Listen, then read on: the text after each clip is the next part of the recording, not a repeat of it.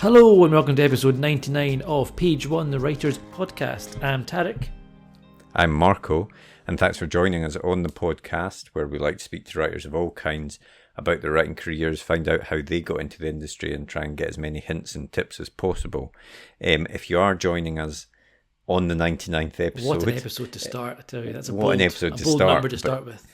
There is still time to go and catch up with the other 98 episodes where we've spoken to some great authors, screenwriters, comic writers, video game writers, journalists. So please do go and check the back catalogue if you haven't done that already.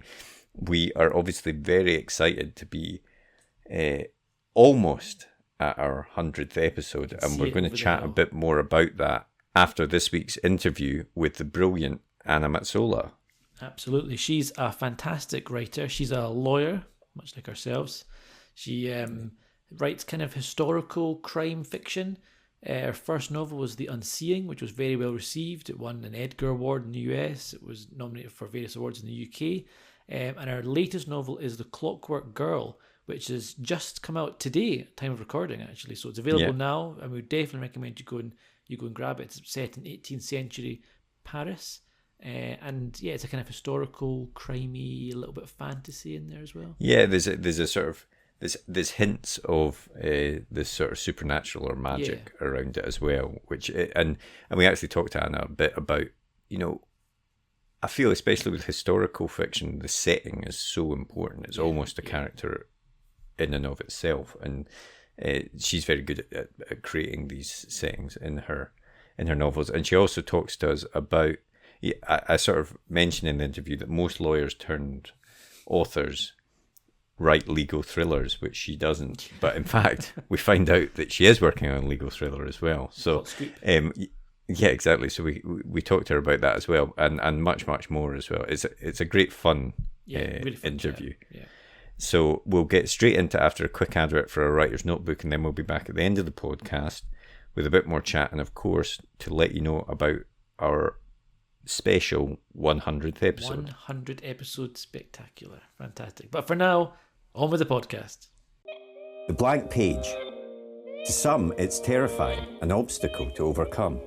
But we prefer to think of it as an opportunity, a blank canvas to be filled with all of the adventures and characters in our head.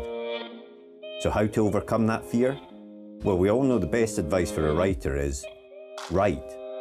Seriously, get words on the page and more will follow. But what about later, when you start trying to pull those threads of what you've written together? What about the character you wrote about way back at the start? Who was she again? What was she carrying? And where did she leave the MacGuffin that she now really needs in the third act? Think about all those top thrillers you like to read, or that amazing drama you just watched. What did they all have in common? Structure and planning. As aspiring writers ourselves, we've tried many different methods to try and organise all the thoughts about the stories we want to tell. We've been there searching for a piece of scrap paper to note something down, or making a quick note on our phone in between meetings. Or sometimes we'll make a note in whatever notebook we're carrying, or a document on our laptop so we don't forget that great idea. Let's be honest, it can all be a bit messy and it's easy to lose track of everything. And that's when we realised it's not just the story that needs structure and planning, but the way we gather all of our thoughts about it as well. And so we made Page 1. Page 1 is more than just another notebook.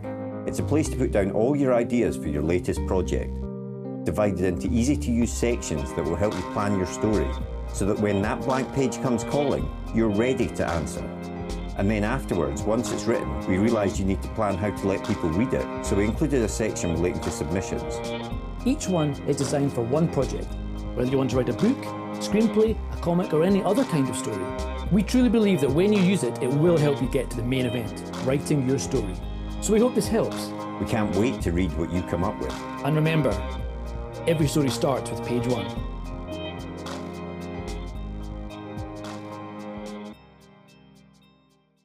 Did you always want to be a writer? Because you, like Tarek and myself, also have a different career in the law as well. So how what did you want to do, and how do you juggle the two of them? Well, I didn't always want to be a lawyer. That's in money. What I really want to be is but not actually. I didn't. I mean, I've always loved books. You know, like most writers, and I'm sure like you guys, I started reading at quite a young age, and sort of found the magic of books quite early, but I didn't always want to be a writer. In fact, I wanted to be a ballerina, so that really has gone quite badly wrong. Ballerina or an actor were the things I wanted to be, and I don't seem to have achieved either of those things. I mean, I did start writing quite young. I in fact found my first foray into crime fiction, which I wrote I think age 7 or 8. Nice. Called The Kidnap of Lucy, and it's about a baby that goes missing. Oh, it's quite dark for a 7-year-old. It's pretty dark, and I gave it to my mum on Mother's Day. Now, Lucy is actually my sister's middle name, so it was clearly about my baby sister and me wanting her to disappear. So so I started writing quite early, but I sort of didn't know any writers, and it sort of didn't occur to me that I myself might be a writer, even though I went on to study English at university. But even then, I didn't think that's a valid career that I can do. It's funny, when I remember being that kind of coming up school age, and you're like, what am I going to do after school? And there seems to be like 5 jobs. You've got like lawyer, dentist, teacher, doctor, and it's hard to think of what to do. And like, there's like 100 billion jobs out there. You never think of any of them until you hear about them, and it's too late. And then writing, it's not one of these things that I never thought could be a viable career at that age for some reason. It seemed like an actor being like, oh, if you get lucky, you'll make money off it and you'll live off it. But it's not really, you can't bank on it. It's not something your parents encourage you to do. No, exactly, yeah. No, but it wasn't even sort of something I thought I could do somehow. It wasn't. I kind of loved books, but I never thought, yes, I can write a book. That's something I can do. It's peculiar, isn't it? And obviously you go to careers fairs and there's no desk writer saying, come, join our lucrative career. Yeah, exactly. There's none of that. I wanted to be a journalist, actually, to start off with. When I left university, I thought I would be a journalist, and then I realised how little you got paid. And I was also quite, because I was working in a local paper as a court reporter, and that's how I got interested in law. Okay. Realised that trials are, generally pretty interesting. So that's why I started training to become a lawyer.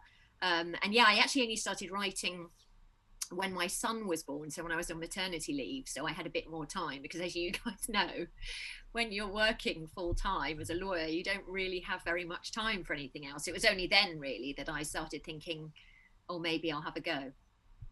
Yep. And I suppose, like, in a way,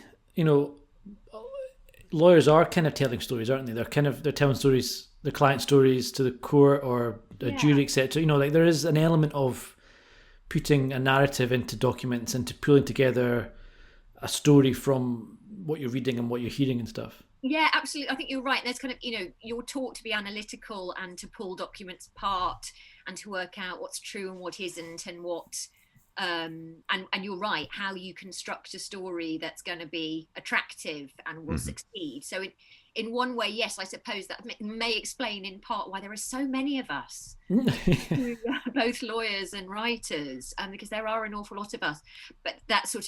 But also probably the desire to escape the law. Yeah, I think there's definitely that element to it as well.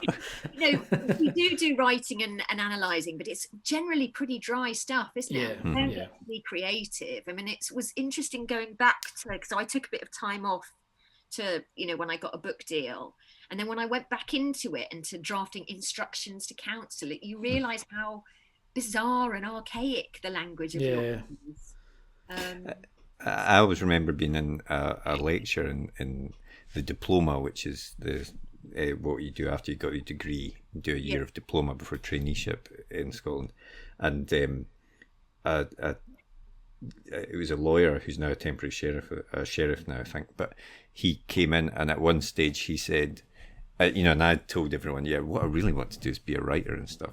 And he was teaching us about pleadings and stuff. And he said, it's not here to tell a story. If you want to tell a story, you're in the wrong job. And I just sort of looked around, going, great. Oops. But evidently you weren't.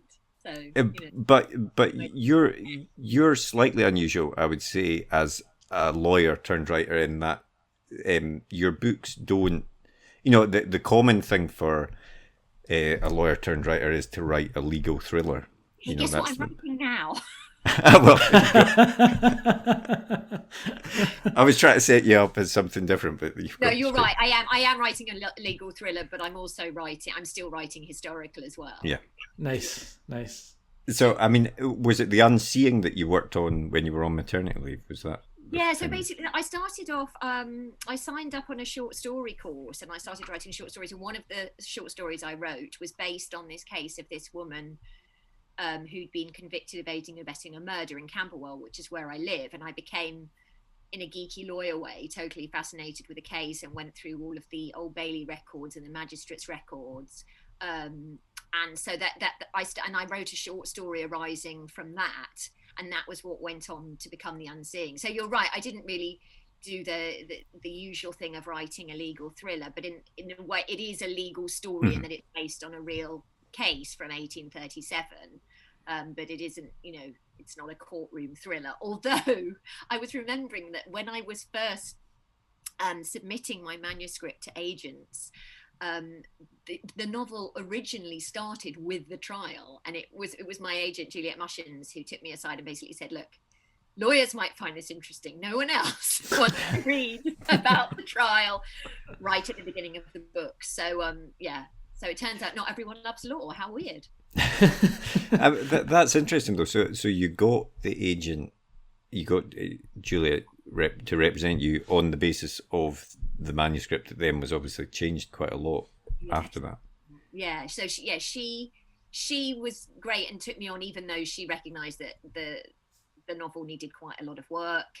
And then I rewrote it. She's a very good editor. I rewrote it with her suggestions, really to make it more of a kind of twisty, crimey type of book, rather than, I think I started off thinking I was Margaret Atwood writing Alias Grace, but sadly it turns out I'm not Margaret Atwood. So I took it away further from the real story of the case, which it turned out wasn't that interesting in some respects, and sort of made it fit sort of more with crime genre, which was what was required. And how was that process of finding an agent? Was that quite a long journey, or did you find one fairly quickly? And I was lucky in that I was picked up relatively quickly, but I do think it was luck, as are most things in writing. So what happened was I wrote the novel largely while I was doing a course at City University called the Novel Studio. So I would go along in the evenings and we would workshop the novel, and I found that really helpful in terms of understanding how to edit a book and receive feedback as well. And I think that's kind of something that all writers need to learn. And then a part of the novel studio process, at the end of it, we submitted an anthology to various literary agents. And as a result of that, I got quite a few literary agents contacting me and wanting to see the first 3 chapters and then the full manuscript. And I was lucky to have a few of them interested, but Juliet was the one who I knew as soon as I met her that she knew what to do with the book. She reckoned she could sell it. So I think I was very lucky that I got picked up so quickly, but part of the reason she picked me up when she did was because she just had massive success with The Miniaturist by Jessie Burton, which we didn't know about. So she was on the lookout for another historical novelist. And therefore she was willing to sort of put the time in on the book, even though she recognised it needed quite a bit of work. Perhaps if I'd submitted to her 6 months previously, she wouldn't have, given it. So I do think, because I know how depressing the submissions process can be and how hard. I mean, I have, so many friends who I consider to be very talented writers who have not managed to get an agent or have not managed to get a publishing deal. And I think it is largely to do with, those elements of luck and keeping trying and finding someone who is looking for what in particular you are writing and reckons they know what to do with it. And that is, I think I got lucky in that respect. I don't think I've always been lucky in my writing career, but I think I was in finding an agent. I think that's definitely right. And past guests have said the same thing, that there is, obviously the writing needs to be good to begin with, but there is a massive element of luck and timing, and it is just, does that manuscript cross that person's desk when they're in the mood for that type of story, essentially. It's mad that it comes down to that, but it does seem to be as simple as that. Yeah, it is. I mean, you're absolutely right. It's to do with the writing as well. You have to have written a good book, and you have to finish the book. And I think a lot, that itself is a big ask. To actually finish a book when you're probably doing another job and looking after kids or whatever is, a big ask on anyone. And anyone who does achieve that, I think, has done incredibly well. But then after that, you've got to keep submitting and sort of keep the faith and hope that you will find someone who can see what to do with your book and see where it sits in the market. Because I mean, that's been one of the hardest things for me to get used to is the fact that book publishing is a business, and that sounds kind of obvious, but I don't think I really understood that properly when my first novel was published, and I found it difficult and quite personal when money wasn't put behind my book and so on and so forth. But they work out which books they're going to push and which ones they're not going to push, and unfortunately you have very little say over that. And also trying to work out, as you kind of brushed on at the start, like what genre your book falls into. Often you see the book you're working on is one genre, and then other people say actually that's more like a crime novel. That's a sci-fi, or it's not really fantasy, and it kind of falls between. Or I suppose the worst ones are the ones that for me fall between genres, they're not easy to pigeonhole and stuff, because as you say, publishers do like to have that that kind of label they can just pin to it and say this is a sci-fi book, this is a fantasy book, and they don't know what to do with these strange books that don't really fit a mold. No, you're absolutely right. And I was very lucky because I changed publisher for my third book, The Clockwork Girl, and I was very lucky that Orion really sort of saw how to relaunch me and understood what it was, because I had actually had experience of other people saying, well, I'm not quite sure what this is. Is it crime? Is it Gothic? Is it because it's got some slightly magical elements and I don't understand what it is? Because you're right, I think, and that goes down to it being a business. Like, they have to think this is who the audience is, this is how we sell it, this is how we reach the people who are going to pay for it. So that, it is easier if you can slap a label on something. I understand. Unfortunately, I don't think I write books that fit very neatly within any particular genre. I think maybe that makes them more interesting books, doesn't it? I suppose. I think so, and also there is an element of, it's difficult to break out in any way when that is the sort of monolithic approach that the public. Obviously, there are exceptions, but it's the same with Hollywood. Have suddenly been surprised that films made by black directors and with black actors make lots of money, which they, previously in years before they never attempted to make them. So there are audiences out there for these things, and sometimes, as a writer, I imagine it can be frustrating that people won't take a chance on it and won't try and push something a bit different to people. Yeah, no, absolutely. That's why I feel like I have got lucky with my current team at Orion. They do seem to, who knows? I mean, it hasn't come out yet. It might flop terribly. They seem to know what they're doing, and they seem to know who they're, and they've come up with a beautiful cover, and they seem to be doing all the right things. But as with everything in this industry, it is also to do with luck. It depends what else happens to be out in the week you're published, what else is happening. So it's a large part of what we do is just I think be aware of what the market is, but you also have to write what you want to write, and you have to find something that you love and stick at it, because most of us aren't going to make a huge amount of money out of this process. So we do have to do it because we really enjoy doing it. And I do, although I tend to moan about writing, I do really love writing what I love. And I do particularly love writing historical and getting sort of immersed in that world, and creating that sort of creepy atmosphere. So, I think I'll just, as long as I can, I will continue doing that. But as I say, I'm also writing something else as well, because I think it's useful to have several irons in the fire and not commit yourself to only one project, because that one project may well be knocked back, and we all know how that feels and how difficult it is to pick yourself up after a rejection.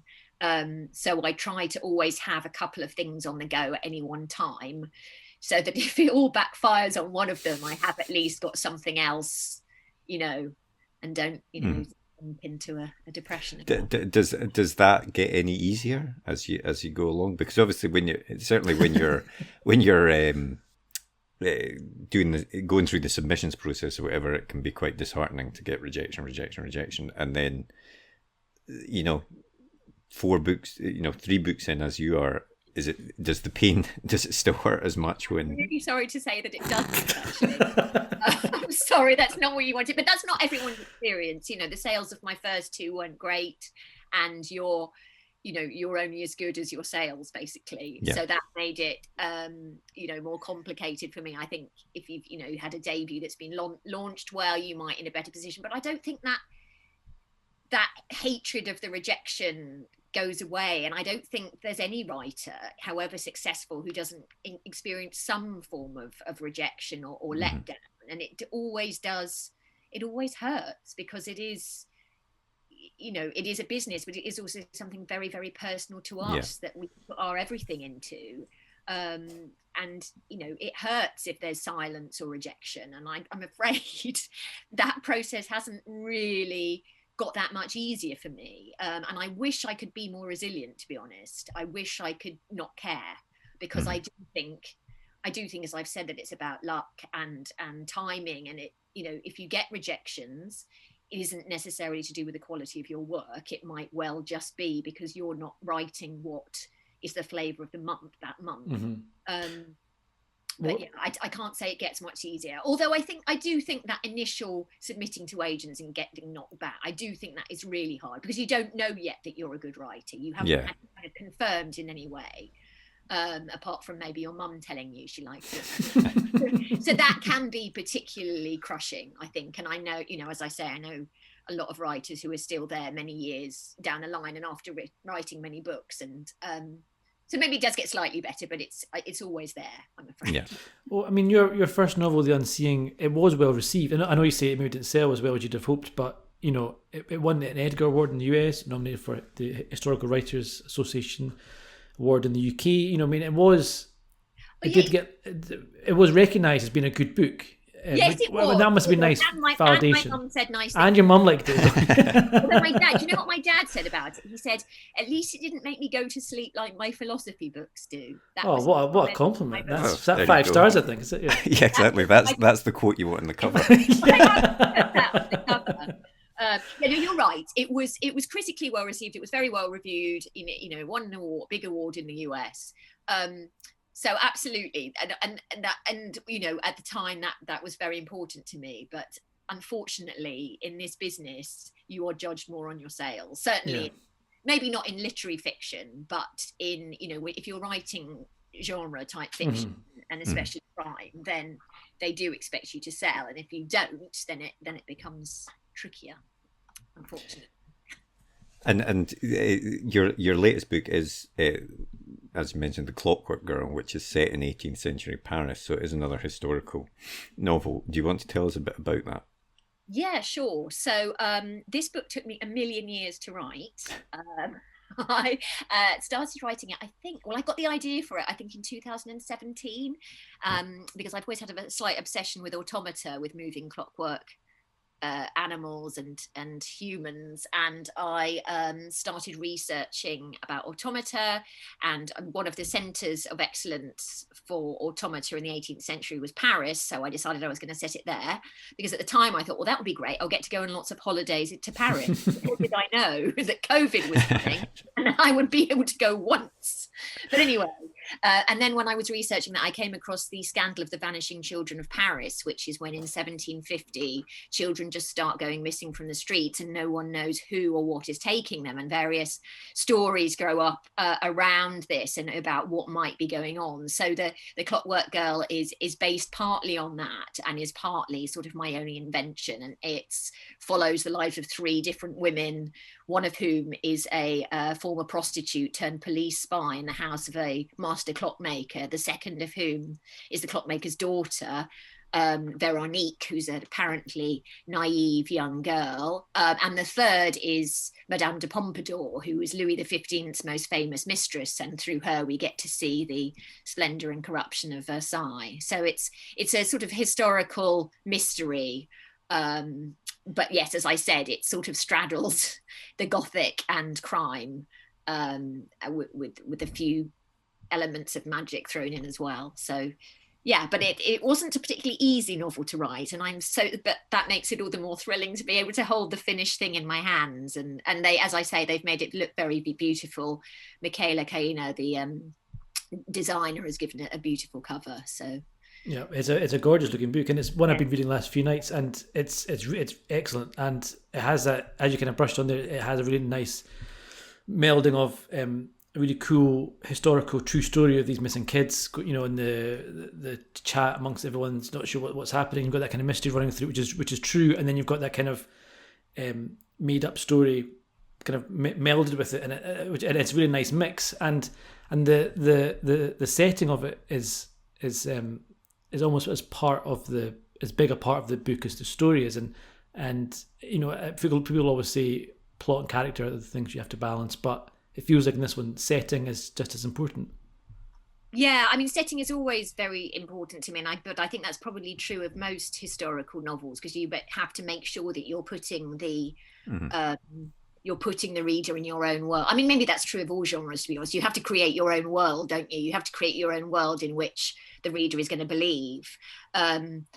But for me, it's very important, maybe because it's sort of touching on the Gothic, that the atmosphere should be all pervasive, and yes, as you say, almost a character in its own right, in the way that it is in Daphne du Maurier's work. I wanted to get that sort of, you know, the sort of dark and stinking streets of Paris against the ridiculous opulence of Versailles. It definitely has that feel to it. I can totally get that. Now you've said that, it's very, very similar to that, actually. Yeah. And what comes first then when you're writing something like that? Is it the setting? Is it finding that voice in that particular world, or is it the story, or do bits of it all sort of float around until it all clicks together for you? I think, because as I was saying, I've come up with a very vague idea for another novel, and I'm trying to remember how to write a novel.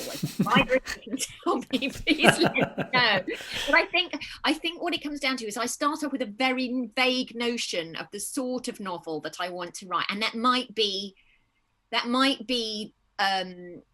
so in this case it was Automata, and that creepy, that idea of something being real but not real.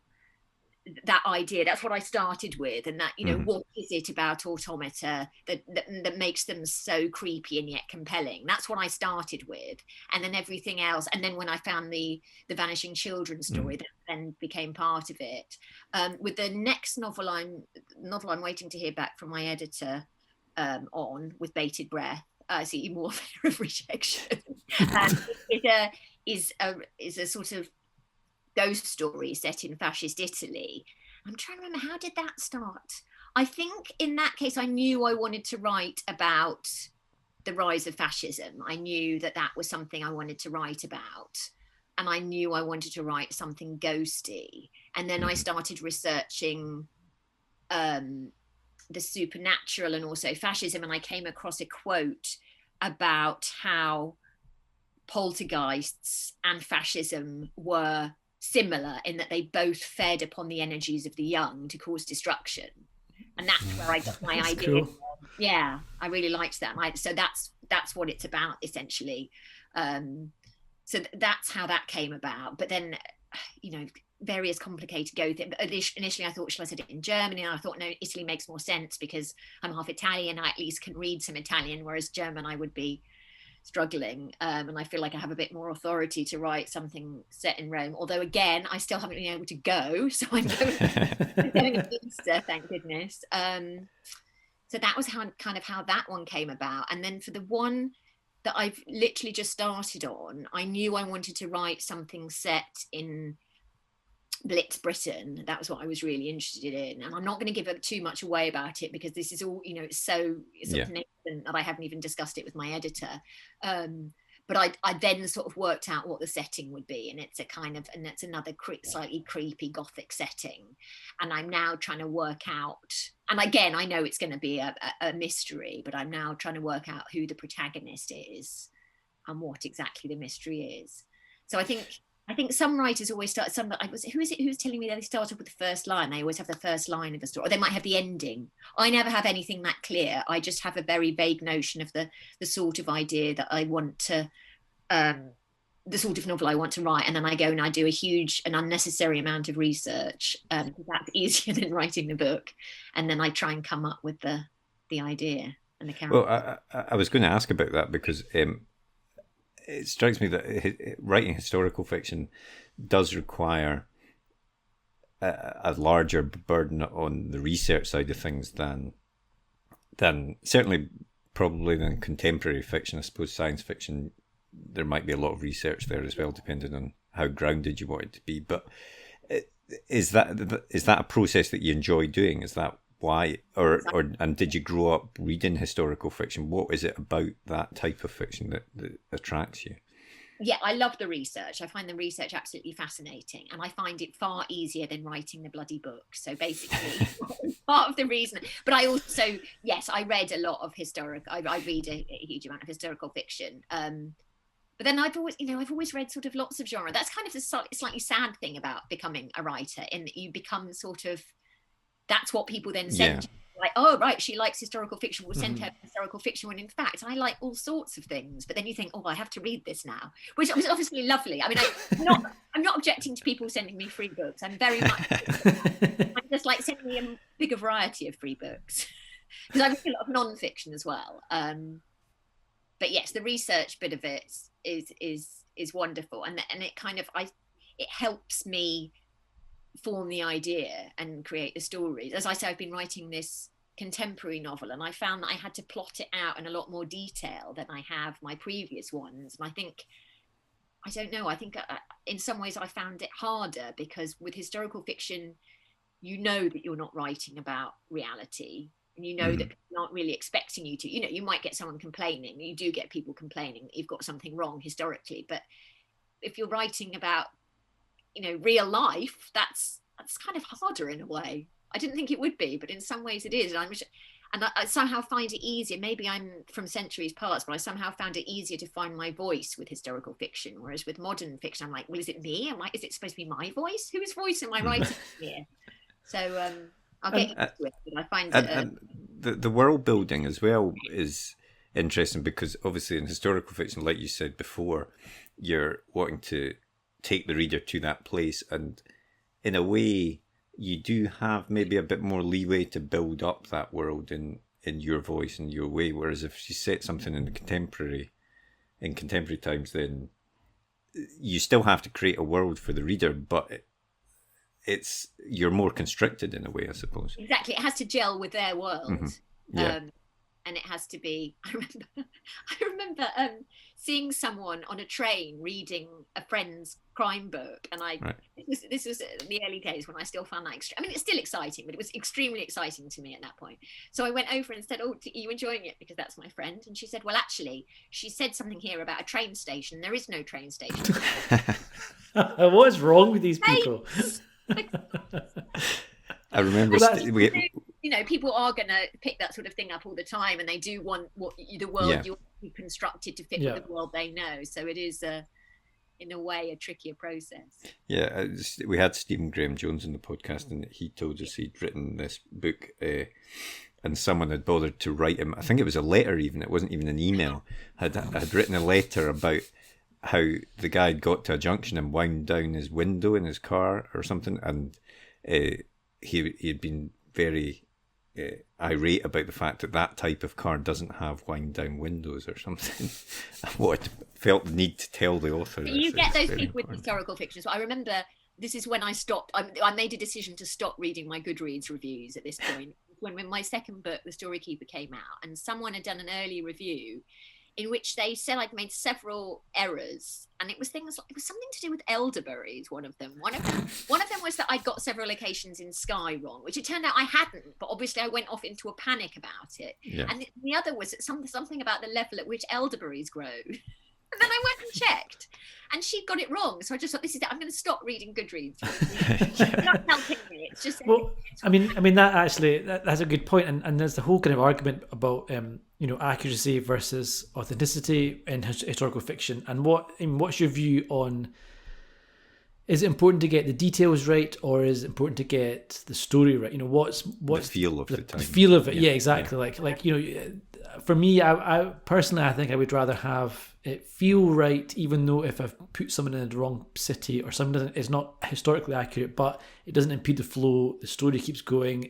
Everything works. Or is that like the worst thing in the world to you? Does everything have to be? No, I kind of agree with you. I think, you know, historical writers have different views on this. I mean, I try not to have any anachronisms in my book, but actually sometimes things that are not anachronisms look like anachronisms. So I remember in the Unseeing, I had the 19th century spelling of sofa, which is, I can't remember what it was, but it was correct. But they were like, this looks anachronistic, so I had to take it out. And there were a few things like that what you really want is to make sure that nothing jolts your reader out of the story, that nothing makes them stop and think, hang on a second, is this world real? You know, you want them to be concentrating on the story. So I try and get it as accurate as I can, but then really my focus is telling a story, not, you know, I'm not writing to educate people about history. And all three of my novels were inspired by real crimes, but I haven't stuck with the real details of the case, because as we've established, I tried that with my first one and it was quite dull. So with each one, so with the Unseeing, I took it away from the real story to a certain extent. With the second one, I decided to take it completely. My second novel was based on the West Ham vanishings of the late 19th century, and I took that away from London altogether and put it on the Isle of Skye and you know, developed a different story. And then of course with the Vanishing Children of Paris, I've actually worked more with the urban legends that sprung up around that story more than I have with the real facts. Yep. So I can't say that I've been true to history there, but I have hopefully created a story that, you know, people will want to read. So it's a difficult one, and you know, some historical writers believe very strongly that you should never deviate from historical fact, and that you should, you know, that you're misleading readers if you do that. But I kind of think people are not reading my books because they want to be educated about 18th century Paris. They're reading my book because they want to escape into a different world. I think it can depend on the type of story it is as well, and the voice. You know, the novel will establish itself pretty early on, and certainly I've read some historical fiction that clearly is trying to adhere quite strictly to what actually or what is supposedly actually happened, whereas other ones is clearly playing more fast and loose. But it's okay because the whole tone of the story is you know, it's a more maybe modern type of story put in that setting, and it works well because of that. I think that's what took me a while to work out. But yes, certainly with historical fiction, maybe with all fiction, you have to set your own rules. You have to say, what kind of novel am I writing, and what rules am I keeping to? And I was kind of joking about Alias Grace and Margaret Atwood, but actually what I was trying to do with the Unseeing when I set out was to follow the rules that she had set for herself in Alias Grace, where she says in her afterword to the book, she says that she basically only deviated from the historical record where there were gaps, then she felt free to invent, but otherwise she stuck completely to the record, which is what I tried to do originally, but it just didn't work. A, because I'm not Margaret Atwood, and B, because maybe that particular case just didn't lend itself to an easy storytelling. So I think but I was so hamstrung by the reality and the truth of the situation in a kind of lawyerly way that I found it very difficult to write that book. So and that partly is why for The Story Keeper, I just took it away from the setting together and said, okay, well, this is now my own story. I'm telling it in the way I'm telling it. Yeah, I totally agree with that. And I think one of the things that I always keep going back to in my head about this kind of stuff is like the Sherlock Holmes movies, the recent ones. Like they are, I would never watch them and think I'm going to learn what London was like back then. Like, you know, they feel like a modern film. Very fast paced and quippy, etc., but just set in this, and it's almost like a window dressing, and it's part of the set pieces, etc. But I don't feel like it's so. It has its place. Has its own place, exactly. And I don't think it's fair to criticize that film, for instance, because it's not historically accurate. Like it feels like that's not the point of the film. It doesn't pretend to be. It doesn't set itself up. Exactly. Educational. Exactly. It doesn't. It's entertainment. Yeah, whereas you read something like the Cicero trilogy by Robert Harris, and that does feel like he's spent about 20 years researching what everyone said. He writes them quite quickly, though. Actually, I read an interview. I've never understood how he does it so fast. He writes them distressingly quickly. I mean, I know he has another job because he is a world famous author. I remember he basically tries to write them within a year. It's nuts. It's amazing. He writes historical fiction of his caliber. But again, we cannot judge ourselves by the standards of Robert Harris. No. So what is your? Sorry. I was just going to ask. I think exactly the same question you were, Tarek, which is, what is your actual process? Like, do you sit down and plot out a book? It sounded like with the historical fiction, not so much, but yeah, how do you go about writing these things? Well, I've sort of grown to, because the Unseeing took me such a long time to write, and I got it so wrong, basically. But then I think maybe we all do when we're writing our first book, because we're working hard to write, aren't we? So for my second one, So for my first one, I didn't really plot it out at all. I had a synopsis, but I didn't really plot it. The second one, I did have a sort of vague plot outline. For the Clockwork Girl, I did far more detailed plot outline, but actually then ended up deviating from it quite a bit because I changed the ending. And then for this thriller I'm writing, I have plotted it out very carefully, but I think that's partly a confidence thing. I think I partly have to know what I'm writing because I feel like I don't know what I'm doing. So whether when I actually write the novel, I will actually stick to the plot line, I don't know. I mean, how do you two do it? Do you plot it out in detail? Not too much detail. We've chatted about this before, and I too much plotting takes the fun out of it a little bit for me. Yeah. And I mean, I like to know where I'm going, I suppose, but not too many road marks or whatever on the way. I want to kind of be a bit surprised as I go to get to where I know I'm going. And actually, that was what Kate Moss said as well. Actually, the writer rather than the model, she said that she doesn't like to plot it too much because, she finds she loses her excitement in the book. She has to be excited by what's coming next as well. And I think there's a lot to be said for that, and maybe why I deviate from my own plot. Yeah, no, I mean, I think it probably is the lawyer in me, but I find myself having to plot. I like to have a plot, like to know where I'm going. I will deviate from it when I end up writing it, but I do like to have some sort of idea. And if something, I'm quite bad at sort of getting myself in a sort of logic loop of saying, wait, if this happens, how can that happen? And I get stuck on a small point that in fact I should be writing past sometimes, I think. But do you use an Excel spreadsheet like Abe Mukherjee? No, I don't use an Excel spreadsheet. Well, he does that. I use a page one notebook. Of course. What a setup! What an excellent setup question there. Excellent. I'm looking at, obviously, as soon as I start using that will be that'll be the solution to it. I recommend to all writers. And when you've written your book, are you someone that has quite a clean first draft, or are you revising it a lot after that? A massive poo. My first draft is always really, and I've actually started writing faster in the knowledge that whatever I write in the first draft will be wrong anyway. So I might as well.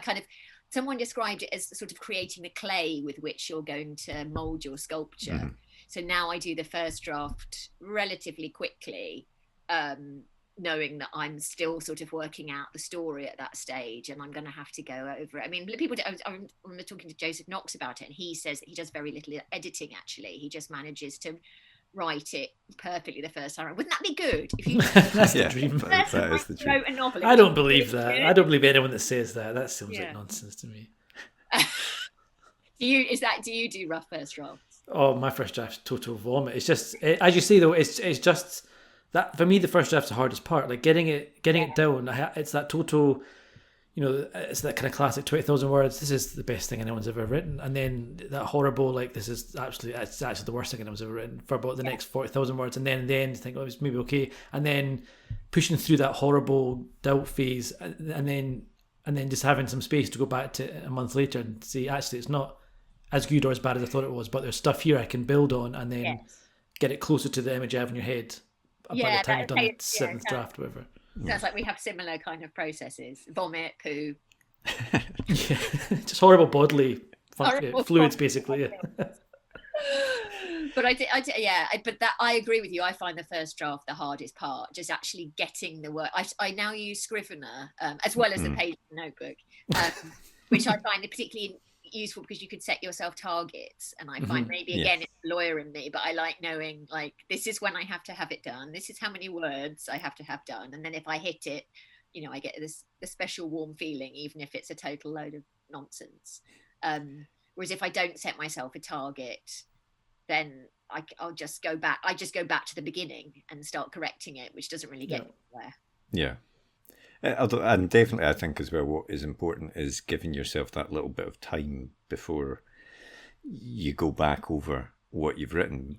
I've been doing it recently, and I'm amazed by how much I can chop out of a story and still keep the flow of or you know, I'll improve the flow of the story, and I'm not missing anything important. But when I was writing it, I was like, this has to be in here. This bit's very important. But in fact, no. You're telling yourself the story at the beginning, aren't you? You're telling yourself the story, and then when you go back over it, you're kind of working out what people actually need to know in order to understand what's going on. Yeah, that's exactly it. In particular, it's very important that you don't sort of use words that aren't necessary. So you have to really cut it back. I mean, I tend to always write a prologue that never gets used. I don't know why. I spend ages on a prologue, and then I think actually I don't really need that. Well, that's an interesting one because prologues, we were chatting about that just this afternoon. Like, you know, I mean, I like a prologue because it kind of, you get a little injection of like it's like a cold open on like a TV show, isn't it? You kind of get a little something here which you'll come back to, and it gives you that bit of impetus to keep reading because you want to find out what that was about. But a lot of people don't like them at all.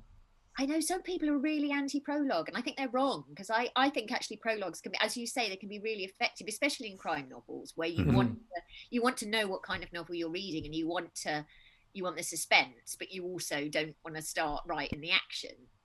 So they can work really well. For some reason, I've just never managed to. I often end up cutting them out, or even cutting out the first chapter, because you actually don't need as much setup as you think you do. Yeah. Well, going back to what you were saying, I think when you're writing it, I find a prologue is my own way into the story. It's what gets me excited for writing the story, because often it'll be that spark. It's that thing that I'm going, oh, this would be a nice beginning, and it will get you into the story. And then when you go back to it, you're right. Sometimes you can say, actually, I don't need any of that. I'll cut it. I've set it all up now with the rest of the novel, but then you can use it by saying sign up to my newsletter and get exactly. That's a great idea. Yeah, exactly. But it's true though. I mean, everything you write, you chop out and then you add into another draft or a different book, and it's all, nothing's ever thrown away, is it? So everything you write, it's always, if it's good writing, it might not fit the book, and that I suppose is the difficult part of realizing what is best for the book. So you've got The Clockwork Girl coming out. You've got another historical novel that is, well, it sounds like you've got two. Yeah, planned. So I've got two in this contract, and then I'm writing. I started another historical and a modern one. And it's interesting the modern one, because one thing that we've had with guests before, especially crime writers, is that they often get told essentially by agents or their publishers that, you know, you need to keep writing in this, you need to write this type of story because that's what readers expect from you. So jumping between these things isn't always encouraged. But I wondered actually whether I would need a new name, Mazzola maybe, but my agent said that if I'm writing in a different genre, then actually I can just keep my usual name, although I might decide to call myself something else just for the hell of it. But I think, I guess if you're immensely successful in one genre, then why not just carry on writing in that genre? But so I'm not in that position. I'm trying all sorts of things. I intend to be a debut for the rest of my life. A different name every time. Although I like the idea of taking a different name for each different genre, and then you can sort of tweet about, have you read Anna Mazzola's latest Just a historical novel. massive It's brilliant. self-conversation, exactly, like 12 people. Yeah, exactly. I think people might see through that. I don't. But I don't know. I do really love writing historical. So I'm thinking that, if it doesn't do brilliantly, I'm just going to have to pretend to be to everyone that I'm someone else altogether. Just fake your death and just restart life. Just come back as someone else. Make surgery. Yeah, exactly. Make yourself look like a famous author. That's what I would do. Yes. Okay, good. That's a great idea. Yeah, Actually, I might try it with Stephen King. My friend, my husband's got a colleague called Stephen King. And I keep trying to get a quote from him. It would be That'd be a brilliant idea. Yeah, that's an excellent idea. Nobody would know. It's you're not telling a lie. It's brilliant. Yeah, that's a good idea. So going forward, what obviously right now you're working and writing at the same time. I assume your goal would be to toss the law and just write full time, or would you always like to have your hand in the law world? No, I think I'd always like to carry on with the law, actually, in some respect, because I work for victims of crime. That's what I specialise in, and I'm kind of really committed to that work and find it really interesting. So I've actually cut back on taking on new cases, just because I've got too much writing at the moment. I'm still giving training to other advocates, but no, I'd always like to carry on in some capacity doing some law, firstly because I think it's really interesting and important work, but also because I think I would probably go bananas if I was just a writer. I mean, I am bananas anyway, but more bananas if I was just right, because publishing is such an arbitrary business, and often such an unfair business that and you also don't have any colleagues. I mean, obviously it's lovely to speak to other writers, and it's been really lovely speaking to you too, but you don't get to go into an office and hang out. Totally. That's the thing I've missed most in lockdown has been just the office chat, and it's not really the same over Zooms or Teams and stuff. And and just asking a question or having a cup of tea and that kind of banter and the chatter. That's the thing I miss the most. The job itself, but I miss actually the chatting to people. You just want to hang about the office. I just want to hang around and chat about. Maybe just go back. I just quit my job and go back and just have a cup of tea in the kitchen. It's kind of it, and it sounds really naff, but also being part of a team. Obviously, you are to an extent when you're writing, because you've got your agent and your editor and publicist, and actually, I have felt with Orion that it is really a team, and they have been great. But it's not the same thing as going in and working on a case with a bunch of people, and it's it's a different process. So now ideally I'd like to keep both going, but it just means I have to get rid of the children, basically. And when, for our listeners, when is the Clockwork Girl out? The Clockwork Girl is out the 3rd of March, but you can pre-order now from all good bookshops, or bad bookshops as well. You can pre-order any type of bookshop. Literally anyone.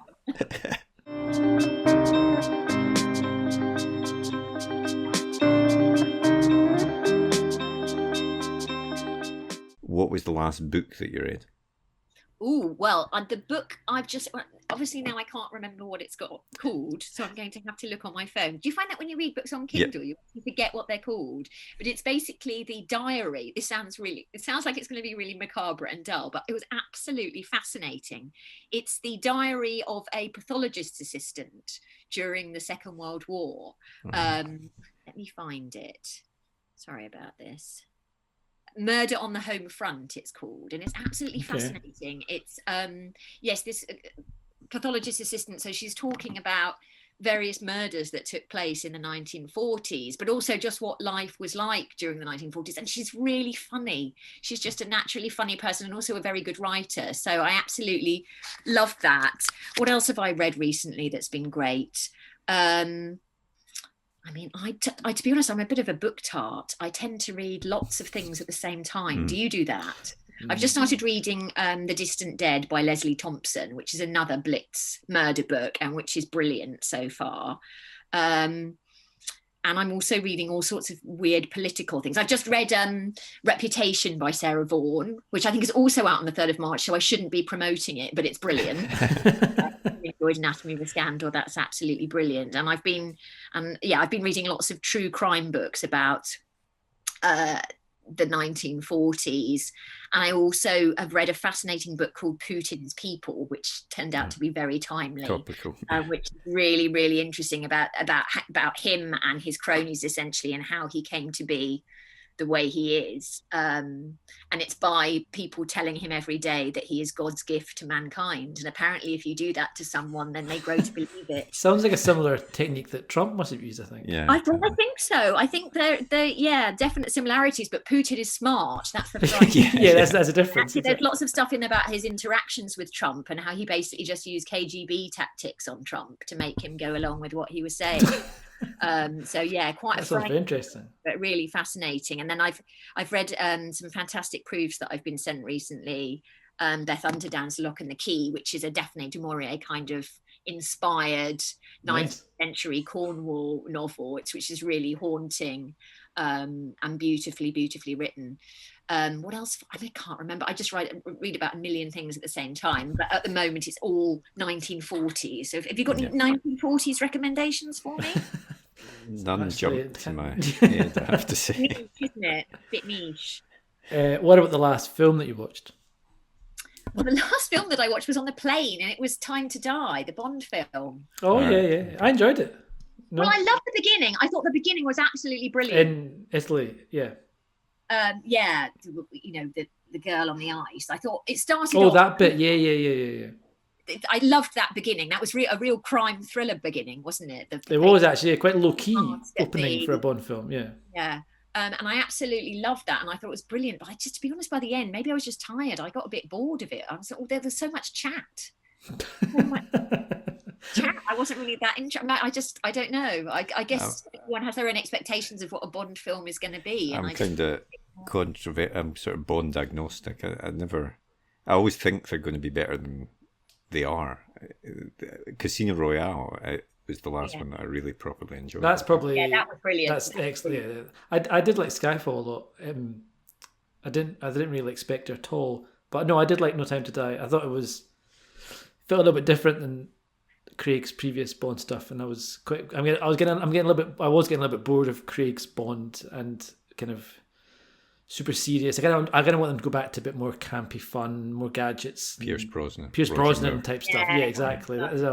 But bear in mind that by the end of the film, I did have the 7-year-old vomiting into the paper. Yeah, yes, so maybe I would watch it again, maybe in a quiet room. But I did also watch, on the flight out, I watched the whole of The Mayor of Easttown. Oh, that's brilliant. Nice. Yeah, I really enjoyed that. It was so brilliant by the end. It's quite depressing at the beginning, isn't it? But by the end, I was completely hooked. I was like, I can't sleep. There will be no sleep. Like, I will just be watching it. Yeah. Myself and my wife sat down at, I think it was probably at 7 p.m. or something one night and said, right, let's watch a couple of episodes, and then stayed up and watched the whole series in one go. Okay, so you and I basically did the same thing. Yeah. I was terrible. I did skim some of the bits at the beginning, but yeah, by the end, it was just, punch. It was really brilliant. Really nice. Yeah, Kate Winslet I thought was just phenomenal. Like really played it, low key, but just really it felt like a real character, not just like an actor playing a role. Almost. Yeah, no, she was absolutely brilliant. The only thing that really bothered me was her highlights, because someone who I get her highlights, and I was like, how can she have bad roots throughout the entire series? Like at some point she must have to dye her hair. Like that was the only point that bothered me. But otherwise really brilliant. Well, the very, very last thing we always do is super quick fire, either or. So I always say there's no right answer apart from one. But we'll start with Elizabeth McNeil or C.J. Sansom. Elizabeth McNeil. TV or cinema? TV. Night owl or early bird? Night owl. Fancy restaurant or takeaway? Fancy restaurant. And the last one, real book or ebook? How many booksellers do you have? I love real books, but because my eyesight is deteriorating with age, I tend to read a lot of stuff on Kindle. But don't tell. No. That's the correct answer. That's the answer. Tarek always. I'm doing really well this season. I've had more guests saying ebook, I think, than ever before. This is it. Our time's come. Our time has come. This is an uprising of ebook. But obviously, all listeners should buy books in hardback rather than listen. They should buy both, surely, and the audiobook as well. And the audio. We've said this a number of times now, but I really think you buy a hardback book, it's more expensive. You should get the ebook for free with it as a little incentive to buy it. You could have the hardback on your shelf, untouched, uncreased, and then you could read the ebook version. It's going to work out that well for us. No, it's maybe we're cannibalizing our own sales. Yeah. I don't think this is something we're going to. Hey, publishers, why not just give away our books for free? just don't pay us. Don't book anything anymore. Never mind about the 99p. I think it'll be fine. It'll be fine. Yeah, we'll see how Tarek works in book marketing.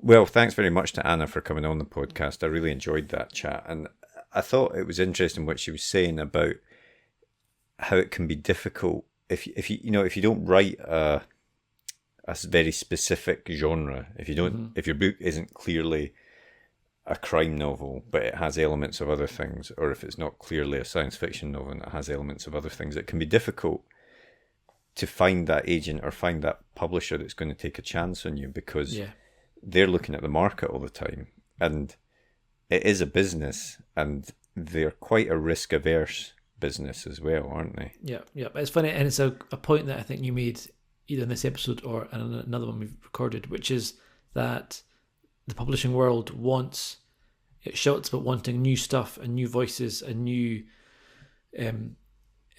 reading and new books, etc. And the reality is it doesn't really want anything too new. It wants something which is kind of safe, maybe with a little bit of a twist or something. So just new enough to say that it's new, but not too new that it alienates people. They don't know how to market it, and until they see that type of story works, and then that's all they want. It's almost a backwards, like a tail wagging the dog. Like it feels like it's the wrong way around. It's up to the author to prove, rather than the publisher saying, "Let's stand behind it and push it." Yeah, and I do wonder if it's something that is going to change the more self-publishing grows, and obviously there's more small presses, and for example, with a recent guest we had on, Tasmina Perry was talking about having her own imprint. So there are more ways to get different types of stories out there, and I wonder if that will eventually change the market and make it more accessible to stories that don't neatly fit into a specific category. I mean, we're seeing more and more of the big publishers merge as well. So I think I'd like to think that the reaction to that will be more and more alternative presses, small presses, self-publishing, all that kind of stuff taking up some of the slack, or and that's where you'll see much of the innovation, I think, in terms of the stories that are coming out, for sure. Definitely. Well, as I say, thanks very much to Anna for taking the time to come onto the podcast. The Clockwork Girl is just out. We'll put a link in our podcast description so that you can go and get that, or of course you can go and pick it up from your local bookshop.